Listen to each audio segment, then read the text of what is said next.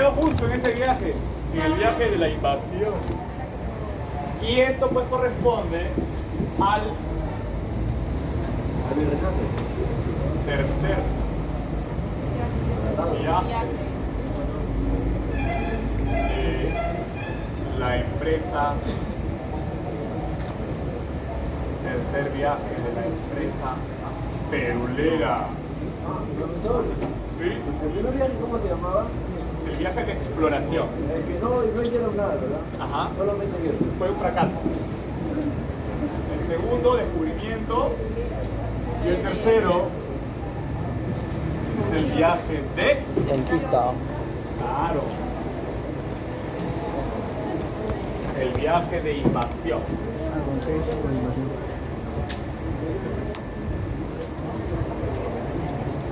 Muy bien, como lo acaban de mencionar en este momento, a este viaje también se le conoce como el viaje de invasión.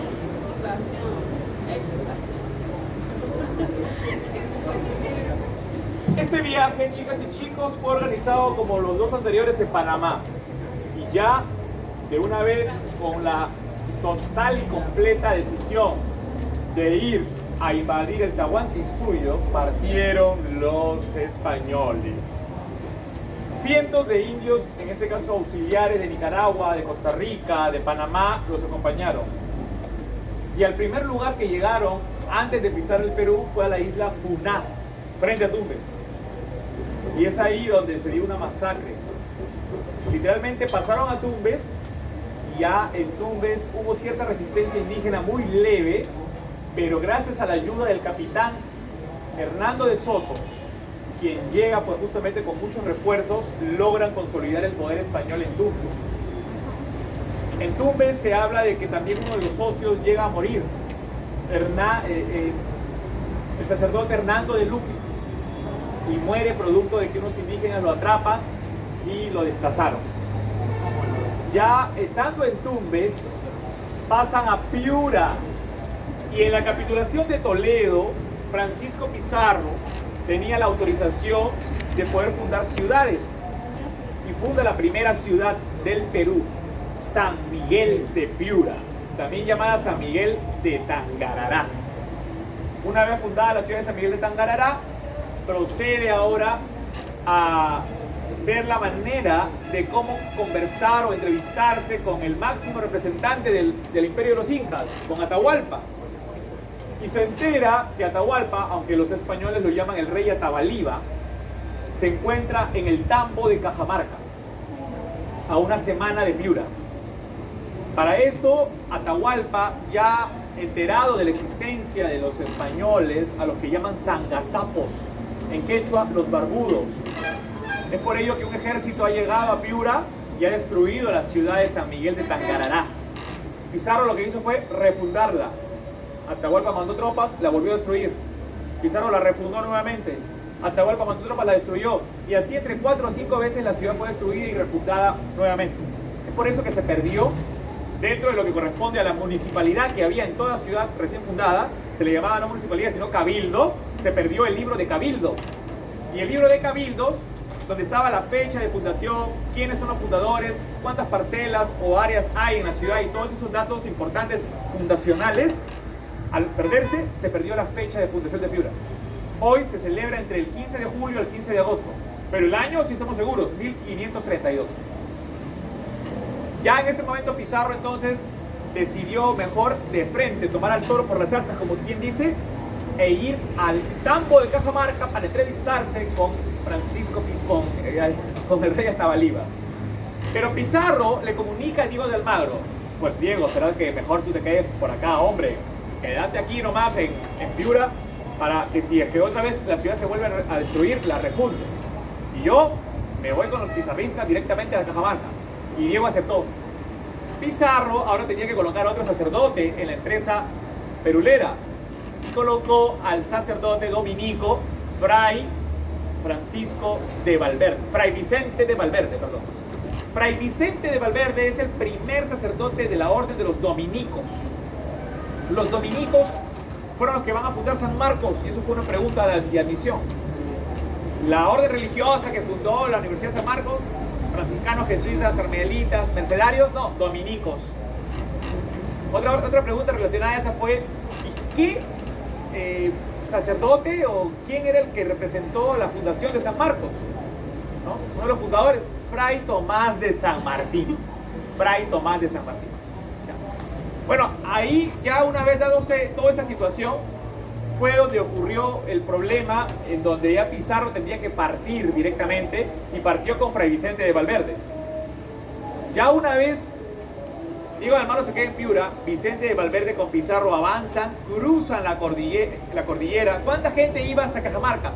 168 hombres. Eran en total 102 a pie y 66 a caballo. Y lo estaban guiando algunos personajes de las culturas para que sepan por dónde tenía que ir. Hoy la carretera que une Piura a Cajamarca es una carretera que te lleva en 4 horas. En esa época demoraría una semana, porque iban a pie y a caballo, pero lentamente. Cuando llegaron, era el viernes 15 de noviembre de 1532. Pizarro llega a Cajamarca y se da cuenta pues que Cajamarca es eso, ¿no? Una ladera, está hundida la ciudad. Los que han ido a Cajamarca conocen que tienen que dar vueltas y vueltas y vueltas en el bus y luego entran y llegan a la ciudad. Cuando llega Pizarro a Cajamarca, Pizarro pregunta, pues, hombre, ¿dónde está el rey de Tamaulipas? Y le indican, señor, está aquícito en los baños termales de Cunoc. Los baños termales. Y es ahí donde Pizarro decide mandar a su capitán Hernando de Soto, o sea, el que lo salvó en Tumbes, más su hermano, Hernando Pizarro. Pizarro había llegado con 10 hermanos acá al Perú. Bueno, el resto fue llegando tras el alto cargo que Pizarro ocupaba. Después de la capitulación de Toledo, más de sus hermanos se animaron a venir.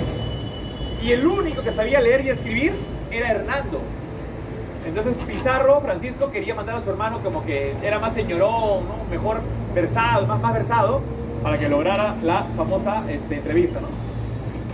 Y fueron con un niño. Ese es el niño que representa el traductor. El traductor es Martín, el niño Martín o Martinillo. No. Martinillo es un niño piurano que fue entregado justamente por el curaca Maizavilca a Pizarro para que lo ayudara en esta conversación, ¿no? En esa traducción.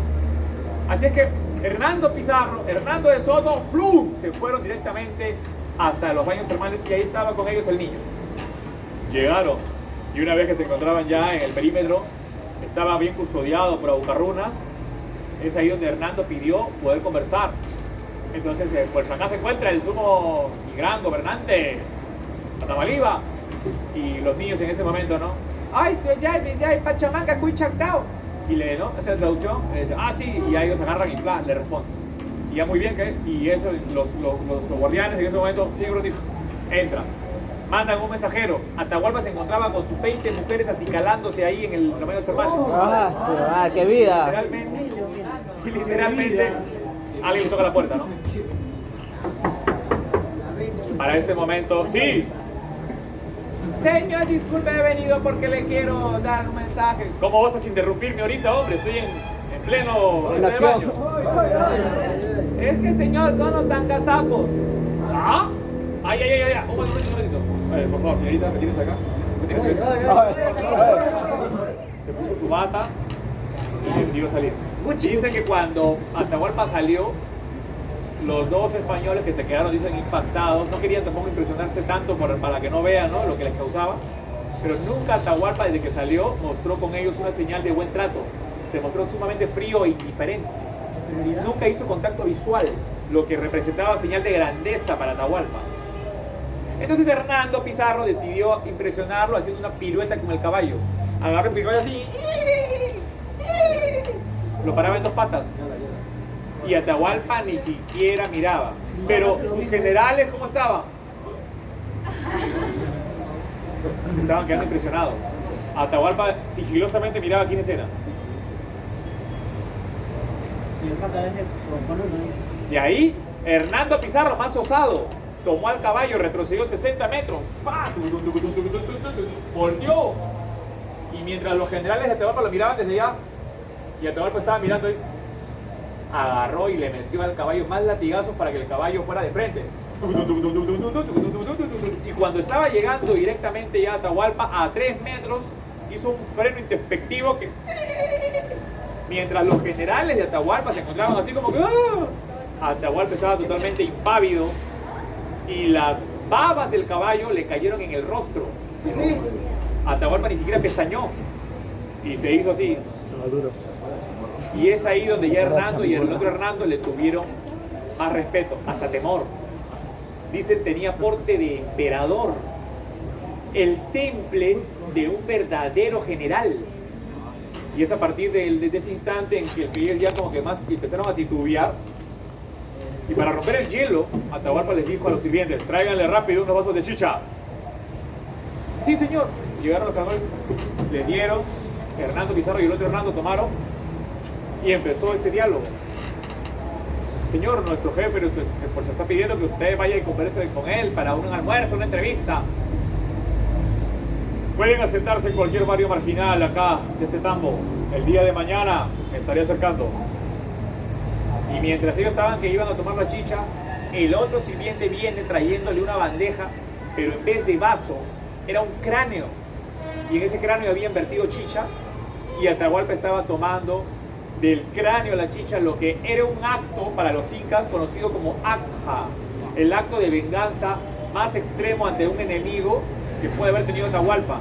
Mientras ya estaban tomando, los otros que iban a tomar ya a la chicha, ¿lo vieron? Y empezaron a sentirse, como quien diría el doctor Chapatín, ya me dio cosa. Así es que se quedaron, no van a tomar, ya se nos fue la sed, gracias. Para ese momento, muy bien, quédense en cualquier barrio y lárguense. Agarraron el caballo después de ver lo que estaba tomando él y ¡blum! Se fueron. Mientras estaban yendo, escucharon alaridos de dolor, de gritos de pánico. ¡Ah! ¡Ah! Atahualpa había agarrado su macana y le estaba destrozando el cráneo a 2 o a 3 de sus generales por haberlo dejado en ridículo mientras hacían los piruetas, eso con los caballos. A mí nadie me deja en ridículo, no quiero cobardes. Los españoles voltearon y más rápido se fueron. Llegaron donde Pizarro sin aliento. Y Hernando le dijo: hermano, tenemos que irnos ya, estamos en la boca del lobo. Sí, ya lo sé. ¿Cómo lo sabes? Pizarro le dice: mira, todos los cerros estaban repletos de gente. Como ya estaba oscureciendo, todo literalmente estaba plagado de gente. ¿Cómo se dieron cuenta? Por las luces en las antorchas que estaban por la noche. Pero lo que no sabía era que no era un ejército, era gente curiosa, producto de que habían llegado estos seres de otros lados que eran altos, blancos, con armaduras bien extrañas. Los incas no peleaban de noche, tú lo sabes. Y es por eso que Pizarro en ese momento dijo: ¿quién es? Y le dijeron: es un emperador, tiene un porte impresionante, jamás había visto a alguien literalmente con el rostro del acero, no podemos creer. Y bueno, ya, tranquilícense por favor, recuperen el aliento, joder. Esta noche nadie duerme. Por favor, todos preparen a los caballos que estén ensillados y las armas totalmente listas ante un posible ataque. Y definitivamente no durmieron. El sábado 16 de noviembre, ya Atahualpa de mañana estaba a punto de partir. Los españoles que no habían dormido estaban medio borrachos de tanta fatiga no dormir. Y Atahualpa comete el craso y grave error de decirle a sus generales Rumiñahui, Chalpuchimac y Apoquisquis que se llevaran a los 20.000 aucarrunas incas, a los soldados, a las afueras de Cajamarca, para que cuando los españoles estén huyendo les den cruel muerte. Desde ese momento Atahualpa estaba subestimando a los españoles porque eran menos de 200 y él solo partió con su séquito personal de 5.500 sirvientes. Y antes ya de irse, se estaba yendo y para toda la comitiva y dice: ¡hey, Rumiñahui! Sí, señor. Solo déjame vivo a 3. ¿Cómo? ¿Me dejas vivo al barbero? El que vuelve a los hombres, el que convierte a los hombres en mozos, o sea, en jóvenes. ¿Me dejas vivo al herrero, el que le coloca herraduras a los caballos? Y me dejas vivo al volteador, uno que para haciendo piruetas ahí en el camino. De repente es un cirquero. Son los únicos que tienen oficio y saben hacer algo en esta vida. Al resto, traza de inútiles, ineptos, buenos para nada, los matas. Y Rumiñahui lo escuchaba salivando. Sí, señor. estaba con unas ganas de querer, y por favor, les dan cruel muerte. Sí, señor. Con unas ganas de agarrarlo, porque ya sabían que habían venido haciendo de toda clase de destrozos. Atahualpa parte en su cortejo cargado en su tiana y llega finalmente a la plaza de Cajamarca. Detrás de Atahualpa estaba el curaca de la cultura chincha, el Chinchay Cápac, que era un gran aliado de los incas. Y cuando llega no encuentra a nadie. El único que salió por parte de los españoles era el sacerdote Fray Vicente de Valverde, que portaba en su mano el requerimiento. Una posible Biblia, pero era un documento que se leía antes de una batalla. Y esto, el requerimiento, es una fórmula cristiana en la que los españoles acostumbran a leer las palabras clave de someter a ese pueblo a la religión católica, con el afán de que como no van a entender nada, ellos ahora ya se sienten predispuestos para asesinarlos en honor a Dios. Y así iniciaban la Guerra Santa. Claro, era una fórmula psicológica para los españoles hacer eso. Como que, bueno, hicimos lo posible, ya no se puede, los mataremos. Estamos perdonados por Dios. Entonces era una preparación. Entonces, Vicente de Valverde sale con el niño Martín otra vez. Y dice, hijo mío, soy el sacerdote dominico Fray Vicente de Valverde y pues he venido a deciros lo siguiente. Tenéis que creer en el único, en el máximo creador del cielo, la tierra y el universo, en Jehová, en tu Hijo, que murió por nosotros en la cruz hace 1532 años. Ellos representan a la Santa Madre Iglesia Católica Apostólica Romana. Tenéis que creer en el soberano del mundo de la dinastía Habsburgo, el señor Carlos I de Habsburgo o Carlos V del Sacro Imperio Romano Germánico. Tenéis que creer en las leyes occidentales, que lo son todo para nosotros y ahora para ustedes. Atahualpa, cuando vio que el sacerdote terminó, estiró la mano para ver qué cosa era eso y se lo puso en la oreja. Porque no entendía tanto hablaba mirando eso. Agarró ese papel, lo olió, se lo pasó por acá y finalmente, como no entendió nada, le llegó a decir, según cuenta, ustedes desde que han entrado acá han venido a robar y a matar. Si no me devuelven todo lo que han tomado, tendré que matarlos en este momento. Y tomó el requerimiento y lo lanzó por los aires. Cuando lo lanzó por los aires, el sacerdote miraba los papeles que volaban y caían al piso, y cuando ya cayeron, lo miró y es ahí donde dio la señal de ataque. ¡Cristianos! ¡Los evangelios están por tierra! ¡Salid y matadlos! Una posible versión. Otros dijeron que la versión fue: españoles, salid al ataque. Otros creen que la tercera versión podría haber sido: perro maldito Lucifer. Y otros creen que la cuarta versión podría haber sido: Santiago, Santiago. Porque Santiago era el santo español que los ayudó a todos ellos en la guerra contra los moros, contra los musulmanes. Y se llamó por eso Santiago Matamoros. Ese santo llegó al Perú con el nombre de Santiago Mataindios. Y Santiago Mataindios fue quien sería el santo de la conquista. Y los españoles salieron todos con sus espadas de hierro, logrando que brazos, cabezas, manos salieran volando por los aires. Directamente les estacaban en el pecho las espadas. Los cañones hacían un ruido estruendoso que a todo el mundo lo irritaba. Las culebrinas, los arcabuces que hacían un ruido bien espantoso. Los caballos que los indígenas veían como perros gigantes. Los perros amaestrados en función a que estaban entrenados para ir directamente al yugular de los indios o de la cara.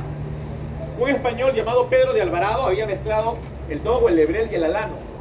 Eran razas totalmente feroces y solo les daban carne de indio. Decir el día de hoy un fila, imagínate, un Rottweiler y un Pitbull del tamaño de un gran danés. ¿Cómo te enfrentas a eso? Pues de frente vas y agarra y te mata. Y solo come carne de indio. Para ese momento los españoles estaban causando lo que se llama una carnicería. Algunos le han llamado batalla. Eso no es batalla porque Atahualpa venía con su séquito, con sus sirvientes, y ellos estaban con un ejército literalmente. Casi una hora después, Atahualpa ya estaba a punto de caer de la litera, porque los cargadores, muy fieles, se quedaban hasta el final. y veía que todo eso parecía el patio de recreo del Colegio Nacional Peruano acá en Lima. Todo el mundo se mataba. ¡Ah, corre! Y literalmente las espadas empezaron a matar a los cargadores. Mientras los cargadores caían y el anda se caía ya y Atahualpa se iba a ir de cara, venía otro y decía, tranquilo señor, yo lo agarro. Agárrame bien, he dicho. Sí señor, disculpe. Y lo siento señor. Inepto. Caía y venía otro. No se preocupe señor, yo sí le voy a agarrar, yo no voy a lograr. Mire, un espadachín intentaba cruzarle. Mire lo que hago señor.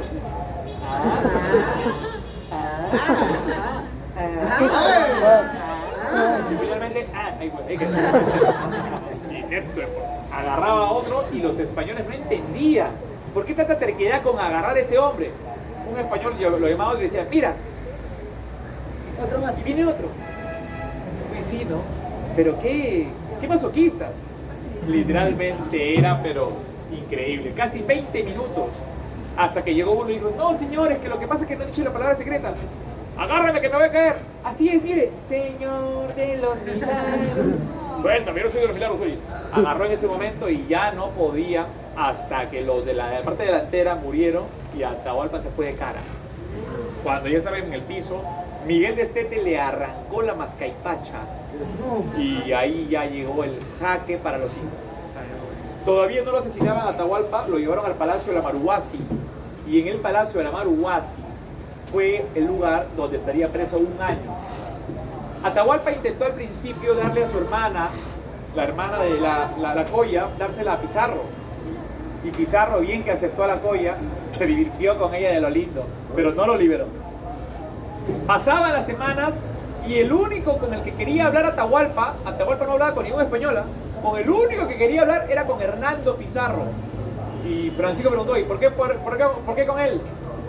Entonces Atahualpa le decía a Hernando, dile que porque tú eres el único que sabe leer y escribir, por lo tanto eres el único destacado entre todos, eres el único que se expresa mejor, tienes una expresión diplomática y adecuada.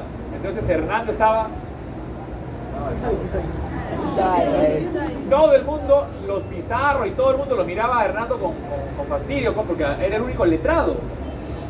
Y es por esa razón que Hernando le tuvo cariño a Atahualpa y le enseñó a jugar ajedrez incluso. Dicen que cuando Atahualpa aprendió a jugar ajedrez, creó el enroque. No, mentira.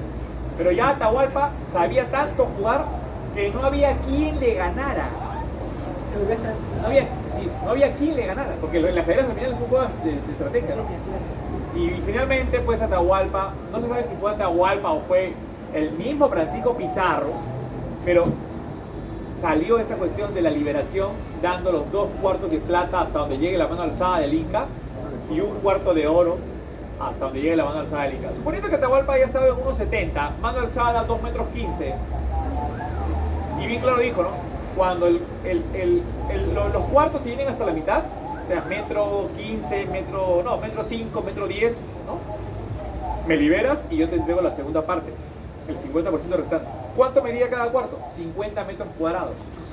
Para la época sería el tesoro, el rescate más grande de la historia, ¿no? Y Pizarro pensó que era mentira, le dijo, bueno, sí, si es que tú quieres, hombre, ya lo hacemos.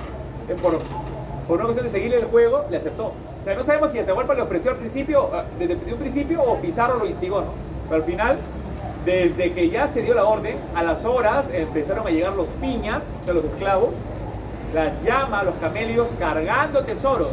¿Y en cuánto tiempo se llenaron los 3 cuartos? 2 de plata y 1 de oro. Hasta la mitad, en 3 días. Pizarro quedó ahí extasiado y todos los españoles miraban, adelante, adelante, que deje todo. Cuando llegó a la mitad, Atahualpa dijo, ahora sí, me tienes que liberar.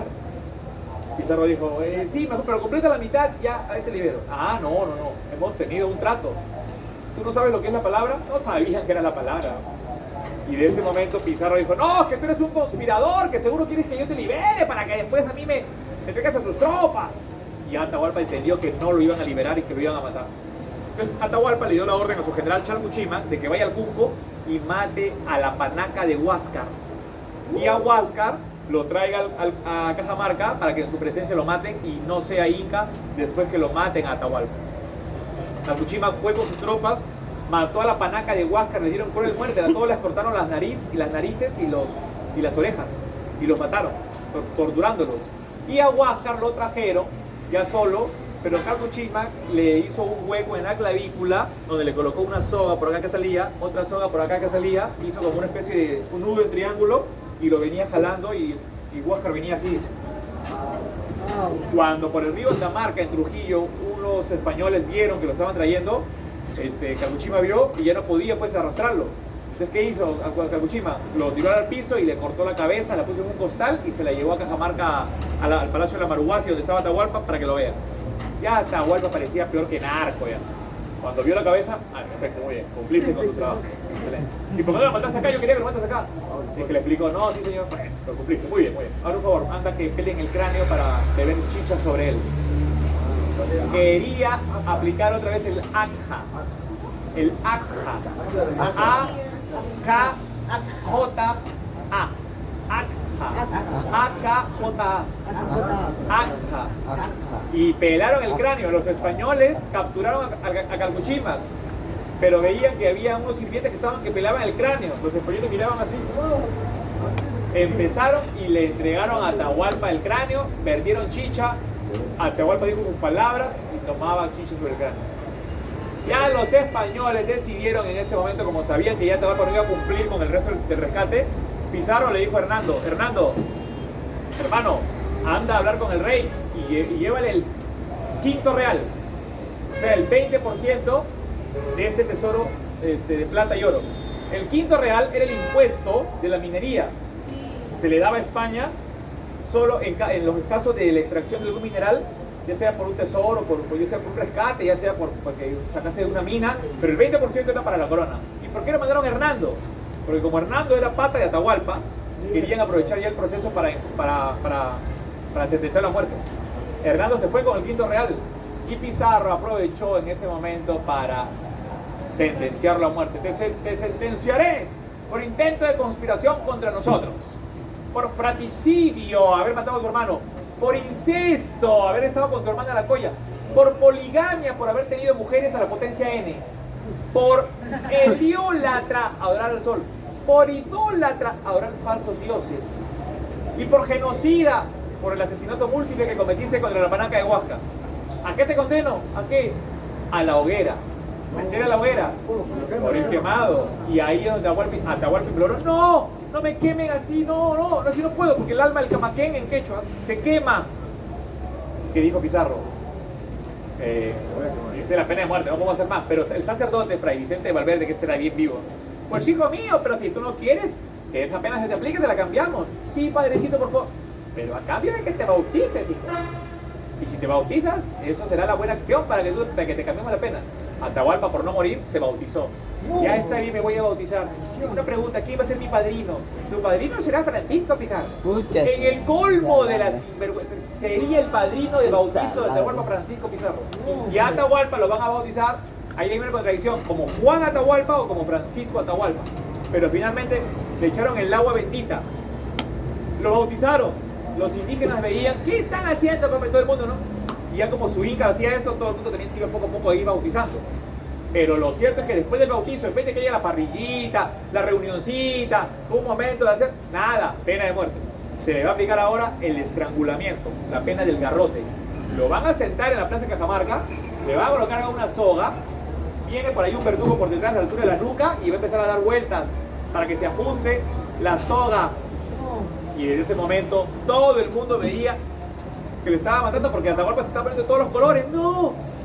Y ya cuando veían que se estaba asfixiando, algunos agarraban sus cuchillos, decían, Atahualpa, me voy contigo. ¡Fua! Estaban haciendo el viaje a la otra vida, pues. Algunas mujeres que ya sabían lo que iba a pasar, ya venían cambiaditas, duchadas, todo cambiaditas, bien producidas, con todo por acá. Atahualpa, mi señor. Agarraban su veneno.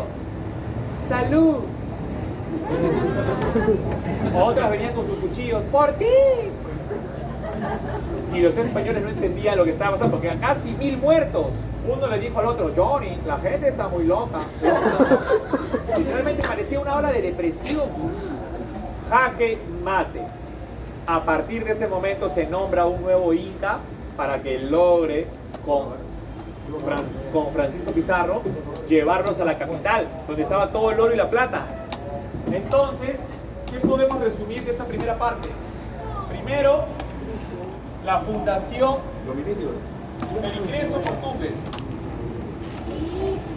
Ingreso por Tumbes. Segundo, la primera ciudad del Perú, ¿cuál fue? San Miguel. Profesor, ¿Perdón? ¿quién generó esa tanta fidelidad que le tenían a Atahualpa? Que vayan con él a la otra vida, pues. Porque se creía que los incas y todos los gobernantes tendrían una vida después de la muerte. Y todos también. Para toda la cosmogonía andina pensaba que existía aún más allá. Y en ese sentido, por esa razón, serían tan fieles que se estaba yendo un dios, no un semidios, un dios en este caso. 3. Se va a dar la entrevista de Caja. La entrevista de Cajamarca. Recuerda que Fray Vicente de Valverde lee el requerí, la lectura del requerimiento.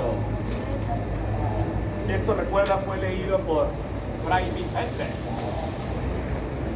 Fray Vicente de Valverde. Mira, y es de ahí, es posterior a eso, donde llega a darse la captura de Atahualpa. Captura del Inca Atahualpa. Recuerda que Atahualpa purgó prisión por un año.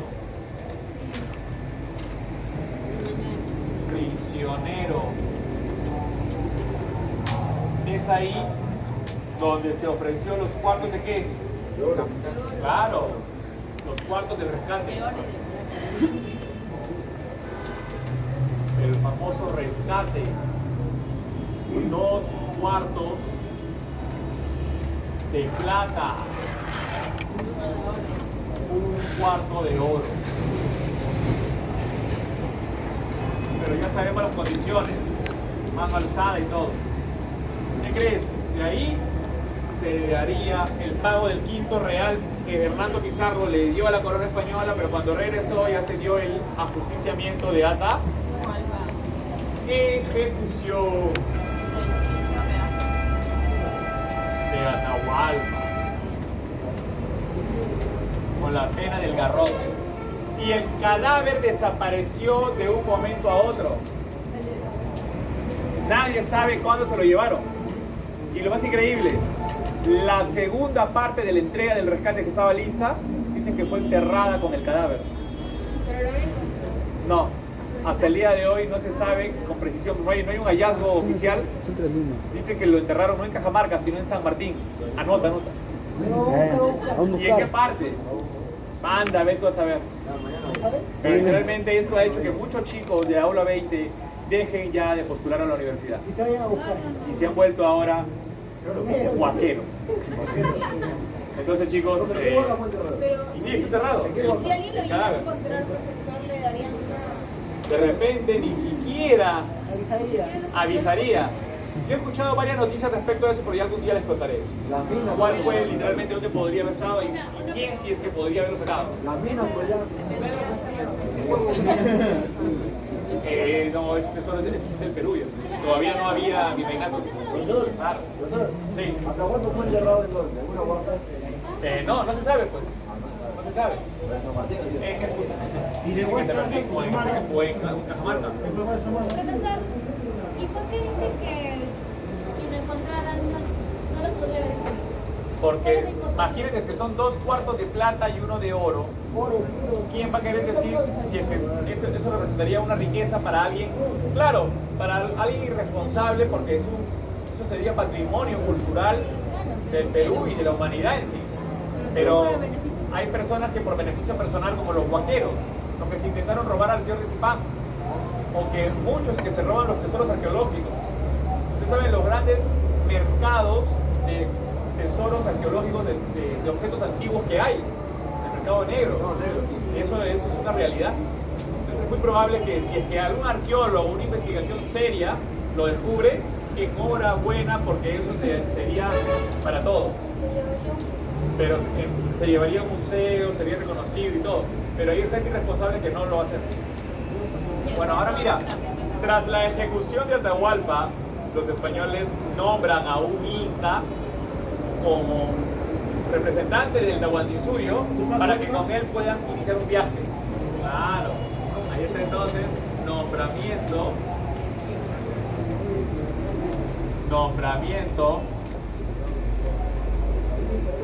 del primer inca títere. Es Tupac Hualpa. Chicos, Tupac Hualpa. Chicos, una pregunta. Como consecuencia ya de esto, sin Atahualpa, ¿cómo estaba el Tahuantinsuyo?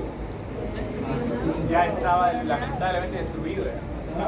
Pero todavía el Tahuantinsuyo estaba en un proceso mayor de destrucción porque va a haber una resistencia. Y a partir de este momento, mira, a partir de este momento se da el famoso viaje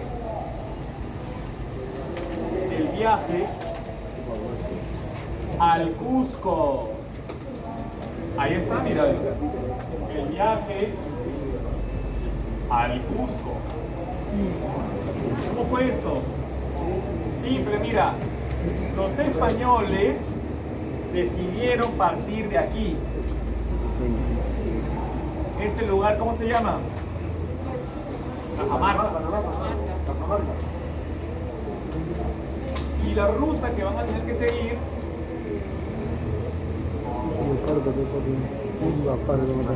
Deja de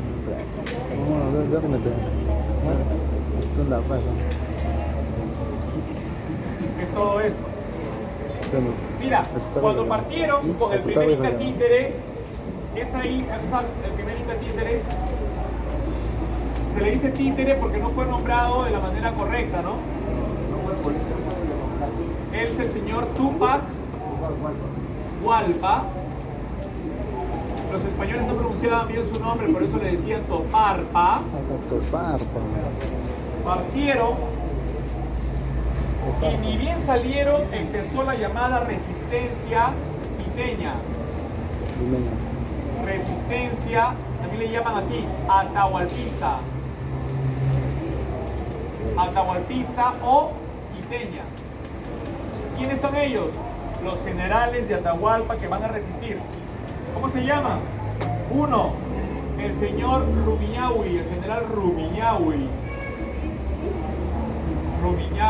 2. Apo Quisquis. No, Talcuchiman no, porque cuando llevó la cabeza de Huáscar lo capturaron. Le cortaron las manos, le cortaron los pies y le quemaron los muñones para que no pueda hacer nada. Era peligrosísimo. Y lo llevaban en este viaje metido en un Sancayhuasi, una celda cargada por diferentes hombres. Cuando salieron de Cajamarca, estos dos generales empezaron las sucesivas batallas escalonadas aquí, otra batalla por acá, otra batalla escalonada aquí, otra por aquí, y esto hizo que los españoles demoraran de Cajamarca hasta este lugar que se llama Jauja, en Junín, 3 meses. Y cuando llegaron a Jauja, ¿qué le pasó a Toparpa? Fue asesinado. Sí, lo envenenaron. Cuando muere, ellos saben que los que lo han hecho han sido los pueblos que se encuentran en Jauja, que corresponden a la cultura de los huancas. Los huancas le dieron rápidamente su apoyo a Pizarro. Pizarro sabía que los huancas habían asesinado a Toparpa porque no quería que los incas volvieran a gobernar. Pero si Pizarro, que supuestamente era el dios Huiracocha, hacía justicia contra los huancas se le iban encima a Pizarro. Entonces Pizarro tuvo que elegir a un chivo expiatorio para asesinarlo. ¿A quién mató? A Calbuchimas, el que estaba sin manos y sin pies. Y decidió elegir a Jauja como la primera capital de su gobernación que le dieron en la capitulación de Toledo. ¿Cómo se llama la gobernación que a Pizarro le dan en la gobernación de Nueva Toledo? Nueva Castilla. Entonces Jauja fue la primera capital de la gobernación que le dan a Pizarro. ¿Dónde empieza esa gobernación? En Colombia. ¿Hasta dónde va? Y esa gobernación va hasta acá, mira. Ecuador. ¿Qué ciudad es esta? El Cusco. Ahí terminaba, ¿qué gobernación? Nueva Castilla. ¿Cuál fue su capital? Jauja. Pero ya cuando Pizarro salió de Jauja, los generales volvieron a resistir. Rumiñahui no, se retiró. Apoquiquis. Y es aquí donde Pizarro tuvo el apoyo de Manco Inca. Manco Inca era otro hermano de Túpac Hualpa. Ambos habían sido hermanos de Huáscar. Por lo tanto, eran hijos de Huayna Cápac. Y aquí se nombra, casi entrando al Cusco, al segundo Inca títere. ¿Cómo se llama? Ese Inca se llama Manco Inca. Muy bien. Manco Inca. Es nombrado en Jaquijahuana como segundo Inca y con él entran al Cusco. Pizarro, temeroso de que haya una rebelión en su contra, ¿qué decide hacer? Cambiar la capital de Jauja y manda una delegación de 3 jinetes a la costa, al litoral. Y estos 3 jinetes terminan llegando ¿a dónde? A nuestra ciudad Lima. Y esa sería decisivamente ya la segunda y definitiva capi. ¿Cómo lo llamaron? La ciudad de los Reyes. Pregunta posible. ¿Quiénes habrían sido las culturas que le dieron su gran apoyo a Pizarro? Chicha. Culturas que apoyaron a Pizarro. Los chichas. A ver, mira las culturas, ¿ah? A ver. De Guanaco. Vamos a empezar con las La primera Cañaris. Los Cañaris. Otra, Chimú. Desde el norte primero. Chicha. Luego bajando, los Chachapoyas.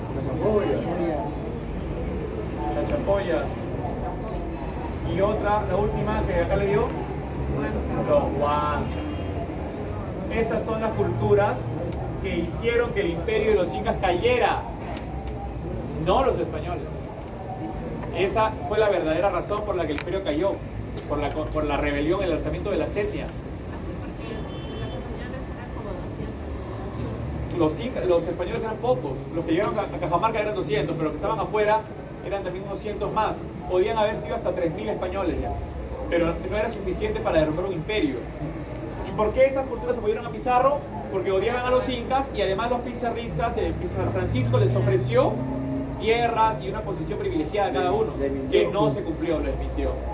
Y vean, ¿cómo? No, claro, los discriminó y literalmente no cumplió su palabra y los explotaba. ¿Por qué no llevan a los incas? Porque los incas habían, acuérdate cómo de manera violenta habían sometido a estas sociedades. Ahora, Hernando Pizarro llegó de España, se enteró que Atahualpa había muerto, la pasó mal en ese momento, fue fuerte, pero luego venía trayendo un documento firmado por el mismo rey Carlos V, Carlos I. Era una real cédula donde le estaban dando a Diego de Almagro una gobernación, por ser también él ser un socio primario del contrato de Panamá. ¿Qué gobernación le dieron a Almagro?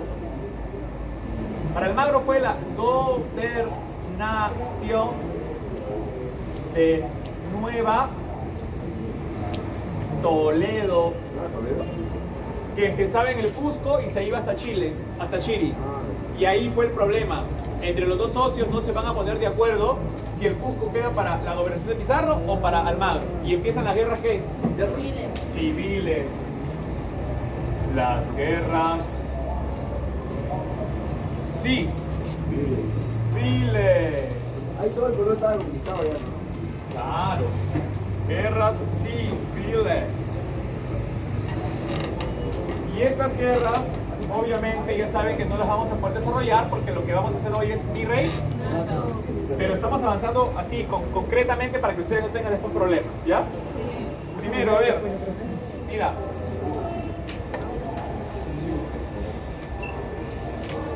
Antecedentes de las guerras civiles. Los antecedentes se refieren al documento que generó discordia entre los socios. La capitulación de... Claro, de Toledo, en 1529. Las guerras civiles van a estallar en 1535 y se van a ir hasta 1554. Y luego ya empezando por el Cusco va a darse la primera guerra, ¿no? Aquí está entonces. ¿Cuáles fueron las causas, podríamos decir, de estas guerras? Uno, por encomiendas. ¿Qué eran las encomiendas? Claro, no. Entrega de indios. Para... Dos, la disputa por territorio. Por territorios. Entonces fueron esas las causas por las que se van a enfrentar los españoles. ¿Ya?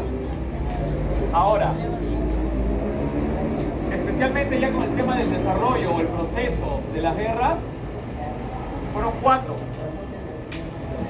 Está, mira, la primera se le conoce como la guerra de las fronteras, porque se pelean por qué ciudad.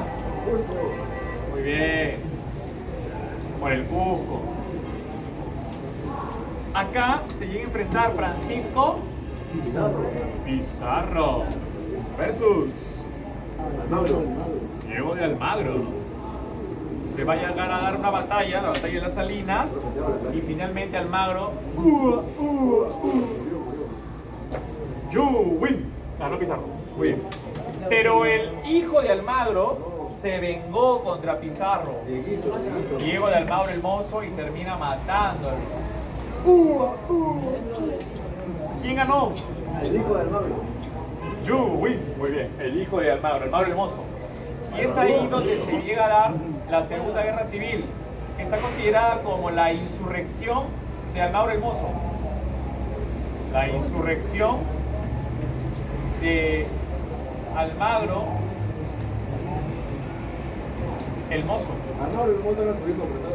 Sí, Almagro el Viejo lo tuvo con una india panameña llamada Ana Martínez, y él era mestizo, pues. Y es ahí donde llega desde España Cristóbal Vaca de Castro. Vaca de Castro se enfrenta contra el Mozo. Y en este momento, ¿quién gana? Vaca de Castro. You win. Y a partir de la muerte de Almagro el Mozo, el rey, ¿qué decide hacer? Crear el virreinato del Perú, para evitar que estas gobernaciones ya no vuelvan a ser tomadas por un mestizo como el Mozo, porque él se había ganado las 2 gobernaciones. Ahí viene entonces la creación de ¿qué? El virrey, el virreinato. Claro. Mira, el virreinato, vamos ahí, llegará a durar desde 1542 hasta 1821. Todavía había guerra civil. Casi 300 ¿qué? Casi 300 años. Pero vamos a lo importante. Punto importante. Creador. Excelente. El rey Carlos primero o quinto de la dinastía Habsburgo. Ya ustedes eso lo saben. 2. ¿Con qué real cédula se creó? Recuerda que todos los documentos que un rey emanaba son reales ¿qué? Cédulas. Esta real cédula se conoce con el nombre de leyes nuevas. Las leyes nuevas o nuevas leyes de 1542. ¿Leyes nuevas o nuevas leyes? Es lo mismo. ¿Qué decía? Que se creaba el virreinato del Perú. ¿Quién había inspirado al rey a crear este virreinato? Vaca de Castro. Inspiradas, las nuevas leyes estaban inspiradas en Bartolomé de las Casas. ¿Quién es él? Es un sacerdote que denunció todos los maltratos que los indígenas estaban sufriendo a través de una crónica llamada La Destrucción de las Indias. Y Bartolomé de las Casas lo que obviamente hizo fue denunciar al rey todos los maltratos, por eso lo llamaban así, el defensor de los indios, así lo llamaban. Fue el único que lo defendió, ¿eh? Entonces el rey, al crear el virreinato, a todos los indios los consideraba sus hijos menores de edad, vasallos, menores de edad. Por lo tanto, a partir de ese momento, el virreinato, puedes tú entender que tiene una importancia. La importancia del virreinato, ¿cuál es la importancia? Es la institución político-administrativa,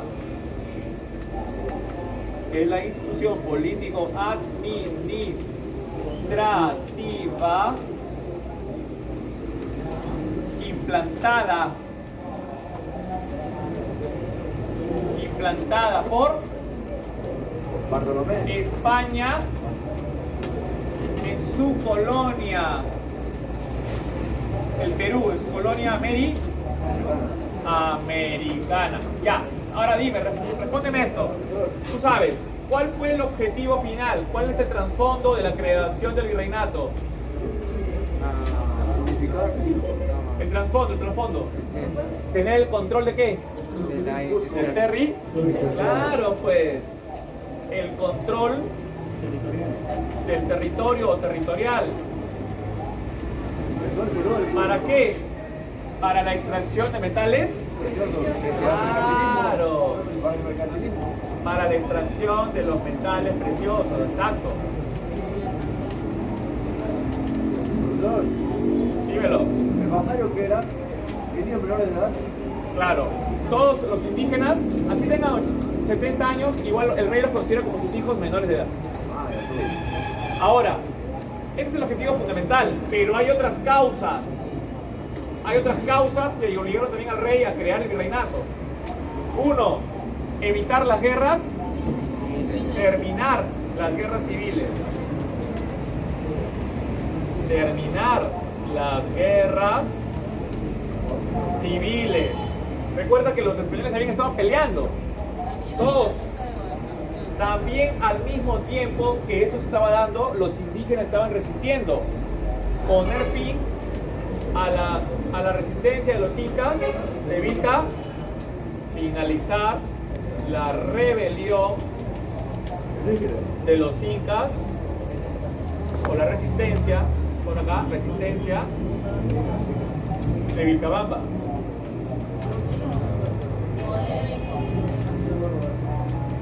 La resistencia de los incas de Vilcabamba.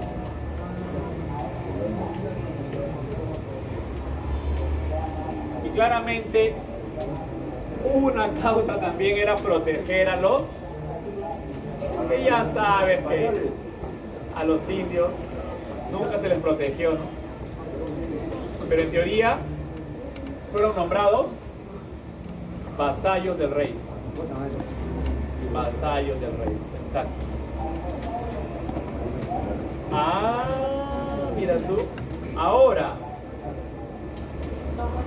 habiendo visto esta parte inicial del virreinato, quiero que entiendas esto. ¿Cuál es el proceso? ¿Cuál es el proceso que empieza a darse? Mira. Proceso. Es oscuro. Ya. Uno puede decir, Alfo, a ver, bien, aquí por ejemplo, nosotros ya entendemos que el virreinato se crea y solo que el rey tiene que enviar a alguien para poder implantar el virreinato, ¿no? O sea, para que se ponga en práctica. Claro, pero no va a ser tan fácil. El rey llega, manda acá a América al primer virrey, Blasco Núñez de Vela. Y Blasco Núñez de Vela viene con el documento, las leyes nuevas. ¿Y qué dice? Pa bravo yo, tú, yo pues soy el otro rey, soy el alter ego, la sombra del rey. Soy el vicerrey o virrey. Por lo tanto he venido para crear el virreinato y sobre mí no hay nadie en América, solo el rey en España. Entonces, ¿qué dijo?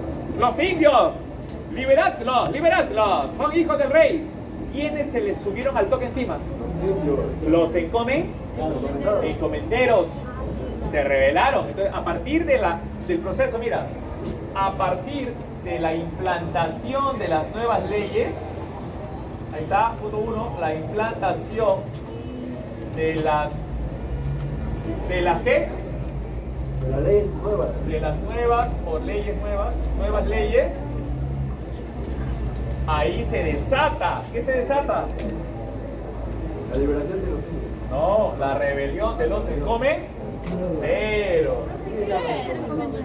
¿Qué hacían ellos? Los encomenderos eran todos aquellos que habían recibido con la capitulación de Toledo indígenas como premio por haber ayudado a Pizarro en la conquista. Y el encomendero más grande de todos, ¿quién era? Un hermano de Francisco Pizarro. ¿Quién? Gonzalo. Sus indios eran todos los indios de lo que hoy sería Bolivia. Y todos fueron libres. Nadie cae eso. No, pero todavía no, pues, porque todavía el rey no lograba implantar el virreinato, estaba difícil. Ahí se desata la rebelión de los grandes,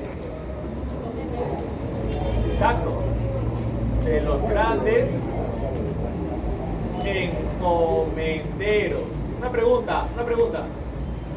¿Esto qué sería? La tercera guerra civil.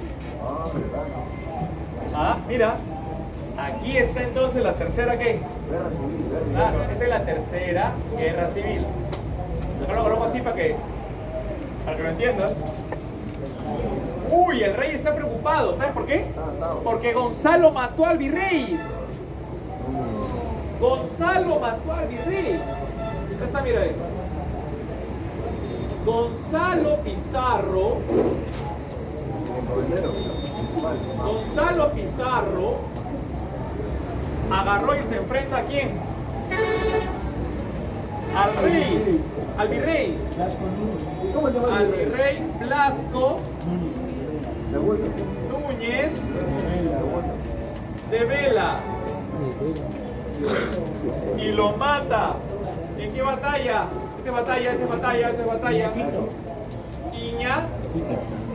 Iñaquito. Virrey de Gonzalo.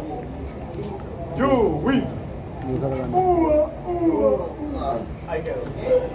No faltó un chupamedias del rey que dijo, oye Gonzalo, ¿qué estás haciendo, hombre? ¿Cómo te vas a rebelar contra el rey? Que es el papito bello, él es lindo. No faltaba el chupamedias. ¿Quién es el chupamedias? Diego Centeno. Gonzalo, ¿qué dijo? Sal de acá, oye, franelero. Se enfrentó a Diego Centeno. No, ya murió.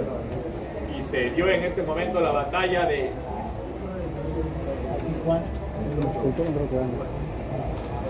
Guarina. Y en la batalla de Guarina, Gonzalo Pizarro, desde España, el rey dijo, no puede ser, joder, han matado a mi virrey, si hubiera sido yo estaría muerto. Pero no lo estoy, menos mal. Bien, que vaya el pacificador Pedro de la Gasca. Y desde España llega Pedro de la Gasca para enfrentar a Gonzalo Pizarro. Gonzalo Pizarro está con sus miles de encomenderos, no son miles ya. Y llega el pacificador con su ejército, el pacificador Pedro de la Gasca. Aquí, por ejemplo, ¿quién llega? El cronista Pedro Cieza de León. ¿Te acuerdas que el que descubrió Tiahuanaco? Ya, él es un soldado, pero también cronista. Él llega con el ejército de la Gasca. ¿Y la Gasca qué hace? Habla con Gonzalo. Pero Gonzalo se había aliado con el demonio de los Andes. ¿Quién es ese? Francisco de Carvajal. ¿Por qué le decía el demonio de los Andes? Porque a pesar que tenía 80 años, subía la cordillera y la bajaba de una manera que nadie entendía tan rápido como lo hacía. Siendo un anciano. Y ya se estaba yendo del Perú con su botín de oro. Era el gran amigo, había sido gran amigo de Francisco Pizarro. Pero cuando vio que su hermano menor le estaba pidiendo ayuda, Francisco dijo, coño, el honor me llama. Y lo va a apoyar. Y le dice, Gonzalo, la única manera de que tú de una vez te deshagas de la corona es algo muy fácil. Proclámate rey del Perú, hombre. ¿Qué? Dijo Gonzalo, ¿cómo? Simple, tienes que casarte con una descendiente de Huayna Cápac. Hacemos una monarquía española india y nos olvidamos del rey. Y gobernamos aquí todos felices y contentos. ¿Y quién sería la descendiente con la que tendría que casarme? Pues nada más y nada menos que con Francisca Pizarro. ¿What? ¿Quién sería? Francisco, antes de morir, tuvo un amorío con doña Inés Huaylas Yupanqui. ¿Quién es ella? Hija de Huayna Cápac. Y desde ese amor nació Francisca Pizarro, la Jennifer López de la época. Exacto. Era una mestiza, pero Dios mío, un terremoto cada vez que caminaba. Todo el mundo quedaba impresionante. Todo en su lugar, todo en su lugar, todo en su lugar. Y Francisca tenía sus 17 añitos. Ala. Y literalmente, Gana. Gonzalo tendría que casarse con su sobrina. Por eso Gonzalo dijo, ya me dio cosa. Gonzalo dijo, no, no puedo hacer esto. Hombre, cásate. En la antigüedad todo el mundo, los reyes se casan entre primos, hermanos, por favor, hazlo. Si lo hubiera hecho, se proclamaba una monarquía española india y lográbamos la independencia del Perú en 1546. Pero como no lo hizo, Le faltaron huevos. ¿Qué hizo Pedro? Le dijo a todos los encomenderos, tranquilizaros, la corona los perdona, hombre. ¿Qué? Sí, la corona los perdona. Pero ¿y nuestras encomiendas? Seguirlas teniendo. Seguirlas teniendo por 3 generaciones. Sus hijos la van a heredar y tus nietos la van a heredar. Cuando tu nieto muera, la encomienda pasa para España. ¿Qué dijeron los encomenderos? Está bien, ya que mi bisnieto trabaje. Y de esa manera decidieron ellos aceptar esto. Y Gonzalo dijo, ¡ay, ¿por qué me están haciendo? No me dejen solo. Solamente lo acompañaron él, Francisco Carvajal y 45 encomenderos más. Y por esa razón se da la batalla de Jaqui-Jahuana. Batalla de Jaqui-Jahuana. ¿Qué crees que pasó? Pedro de la Gasca. You win. Los dos les cortaron la cabeza. Murieron. Pero Pedro de la Gasca le había ofrecido a un grupo de encomenderos, a todos los encomenderos que no tenían encomienda, que les iba a repartir más. Y no lo cumplió. Y es por eso que la Gasca solamente repartió a algunos, pero muchos otros no. A eso se le conoció como el famoso reparto de la Huaynarima. Y este reparto, Huaynarima, hizo que algunos quedaran descontentos. Por eso se dio la Cuarta Guerra Civil, que ya fue pequeña. ¿Cuál fue la cuarta? Donde un grupo de encomenderos descontentos, pero minoritarios, pocos, al mando de Francisco Hernández de Girón, se rebelaron. ¿Contra quién? Contra el virreinato, porque ya el virreinato estaba creado, pues. Pedro de la Gasca logró que el virreinato se creara. Y esa rebelión fracasó finalmente y a Francisco Hernández de Girón le cortaron la cabeza. Tras ya lograr que la rebelión de los incas, que las guerras civiles de los españoles terminara, es ahí donde nace la segunda parte. La implantación de las nuevas leyes se logró y ahora viene el virrey más importante de todos a lograr someter el territorio, el virrey Toledo. Aquí se dan las reformas toledanas. Algo, ¿por qué se llama reformas toledanas? Porque el virrey Toledo las va a aplicar. A ver, las reformas del virrey Toledo, las reformas toledanas. A ver, mira. El virrey Toledo recorrió el territorio peruano para poder ver los males que el territorio tenía. Y en estas reformas, ojo, por si acaso, eres el quinto virrey, ¿ya? Está considerado como el ya nadie se va al baño, por favor, organizador del virreinato. Francisco de Toledo también es conocido como el conde de Oropesa. El conde de Oropesa. El conde de Oropesa. Ya mira, ¿qué hizo Toledo? Aplicó una serie de medidas. Uno, primero realizó una visita ¿qué? General por todo el virreinato. ¿Sabes cuánto le demoró? 5 años. Al detectar todos los males que habían, aplicó sus reformas. Una de esas reformas decidió que los pueblos de indios, o sea, los ayllus, según cada ciudad, estuvieran ahora todos en un solo lugar, llamada en este caso ese lugar pueblo de indios o reducción. Por ejemplo, Lima, había un ayllu en Sulco, un ayllu en Lulingancho, en Maranga, San Miguel, otro ayllu en Colique, que es Comas hoy día, y lo decidió a todos reagrupar en un solo lugar, reducción. ¿Dónde estaba? Aquí en Barrios Altos. ¿Y para qué? Para pedir los indios que quisieran para la mina, para los tributos.